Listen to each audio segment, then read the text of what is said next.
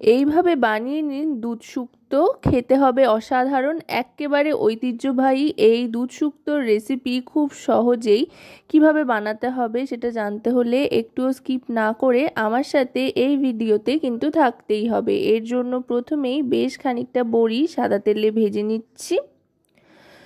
বড়িটা কিন্তু অবশ্যই ব্যবহার করতে হবে। দুধ শুক্তো বা এই ধরনের সাদা শুক্তোর স্বাদের অনেক অংশ কিন্তু এই বড়ির ওপরে নির্ভর করে। বড়িটা ভাজা হয়ে যাওয়ার পর এক এক করে সমস্ত সবজিগুলো ভেজে নেব। প্রথমেই নিয়ে নিয়েছি এখানে করলা, আর সবজিগুলো কিন্তু লম্বা লম্বা করে একটু মোটা মোটা বড় বড় করে কাটতে হবে। করলাটাও ভেজে তুলে নিচ্ছি। আমি এখানে করলার বীজের অংশটা বাদ দিয়ে দিয়েছি, এতে করে তেতোটা অনেক অংশেই কমে যায়।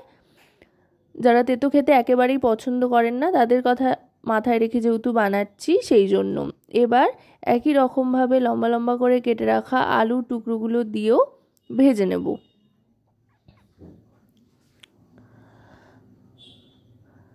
আলুটাও বেশ লালচে করে ভাজা কিন্তু মোটামুটি হয়ে গিয়েছে। এবার আলুটা তুলে নিচ্ছি। আলুটা তুলে নেওয়ার পর এবার দিয়ে দেব একই রকম বেশ লম্বা লম্বা একটু মোটা করে কেটে রাখা কাঁচকলার টুকরো। কাঁচকলাটাও ভালো করে ভেজে নিতে হবে। এখানে প্রত্যেকটা সবজি কিন্তু খুব একটা বেশি পরিমাণে ব্যবহার করছি না, অল্প করেই ব্যবহার করছি। যেমন একটা বড় সাইজের আলু, দুটো করলা, আর কাঁচকলাও কিন্তু এখানে একটা মাঝারি সাইজের কাঁচকলা কেটে নিয়েছি। কাঁচকলাটাও দেখুন বেশ লালচে করে ভাজা হয়ে গিয়েছে। এবার তুলে নিচ্ছি। এবার দিয়ে দেব পেঁপে ভাজার জন্য। একটা ছোট সাইজের পেঁপে কিন্তু গোটাটাই নিয়ে নিয়েছি শুক্তোর জন্য। পেঁপেটাও বেশ লালচে করে ভেজে নিতে হবে। পেঁপে ভেজে নেওয়ার পর সবশেষে দেব বেগুন ভাজার জন্য। যদি বেগুন ব্যবহার করেন দুধ শুক্তোতে তাহলে বেগুনটা কিন্তু অবশ্যই সব শেষে ভাজতে দেবেন, কারণ বেগুন ভাজার পর কিন্তু তেলটা একেবারেই প্রায় টেনে আসে, বা বেগুন কিন্তু পুরো তেলটাই টেনে নেয়, সেই জন্য বেগুনটা সব শেষে ভাজবেন। আর আরেকটা যেটা এই জাতীয় শুক্তো রান্না করার প্রধান উপকরণ দুধ শুক্তোর, সেটা হচ্ছে সজনে ডাঁটা।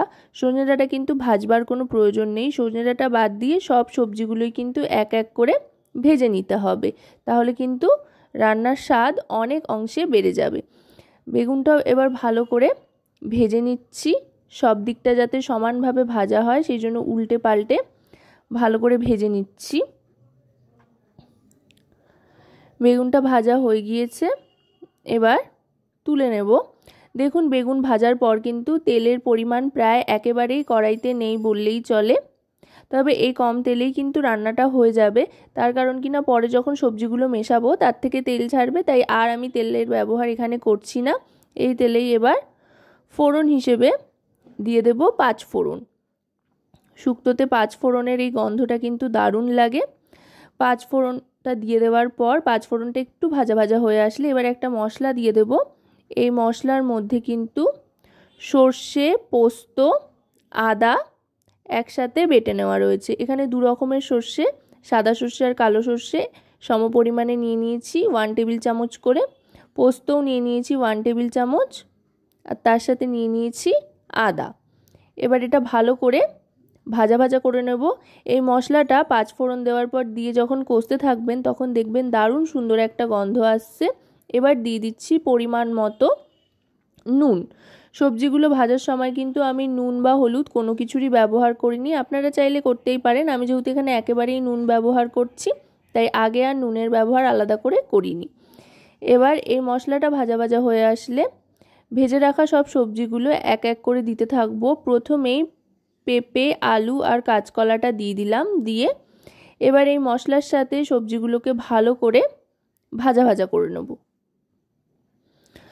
মশলার বাটি ধোয়া সামান্য একটু জল দিয়ে দিচ্ছি যাতে লেগে না ধরে বা মশলাটা পুড়ে না যায় সেই জন্য।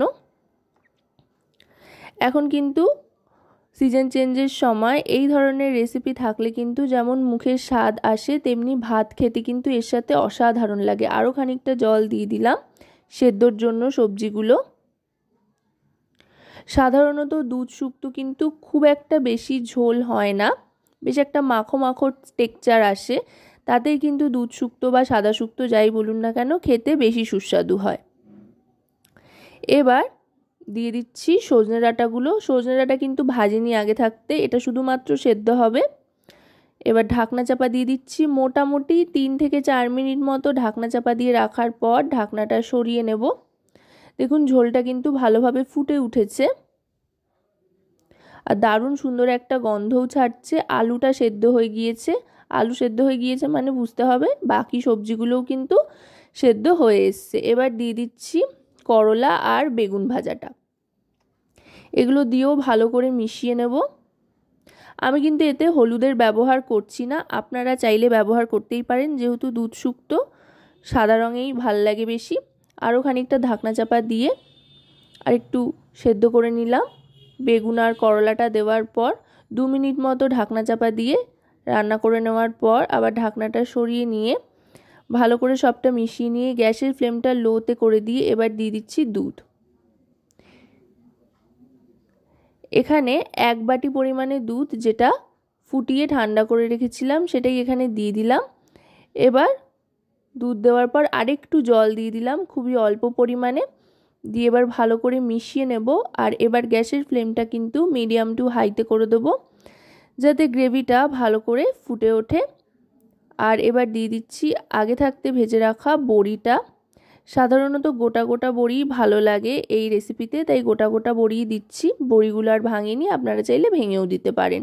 আর বড় সাইজের বড়ি কিন্তু ব্যবহার করবেন, দুধ শুক্তোতে বড় সাইজের বড়ি সাধারণত ব্যবহার করা হয়ে থাকে। এবার দিয়ে দিচ্ছি সামান্য একটু চিনি স্বাদের জন্য, নুন তো আগে দিয়েই দিয়েছিলাম। এবার ভালো করে ফুটিয়ে নিতে হবে যাতে কোনো রকমের পানসে ভাব না থাকে। এবার যেটা দেবো সেটা হচ্ছে রাঁধুনি গুঁড়ো। রাঁধুনি গুঁড়ো সব শেষে দিলে কিন্তু খুব সুন্দর একটা অন্য রকমের গন্ধ আসে, বেশ একটা অনুষ্ঠান বাড়ি ব্যাপার আসবে। তাই রাঁধুনি গুঁড়ো দিয়ে ভালো করে মিশিয়ে নিচ্ছে, আর এতে করে খুব সুন্দর একটা কালারও আসবে। আশা করব রেসিপিটি আপনাদের ভালো লাগবে। ভালো লাগলে অবশ্যই রান্নাবাটি চ্যানেলটিকে সাবস্ক্রাইব করে লাইক শেয়ার কমেন্টের মাধ্যমে আমাদের পাশে থাকবেন, আর পাশে থাকা বেল আইকনটি অন করে দেবেন সবার আগে সমস্ত রকম নতুন রান্নার নোটিফিকেশান পাওয়ার জন্য, কারণ আপনাদের নিয়ে আপনাদের জন্যই আমাদের চ্যানেল রান্নাবাটি। এবার ভালো করে ফুটিয়ে গ্যাসের ফ্লেমটা অফ করে দিয়ে ঢাকনা চাপা দিয়ে 1 মিনিট মতো স্ট্যান্ডিং টাইমে রেখে তারপরে সার্ভ করে দেব।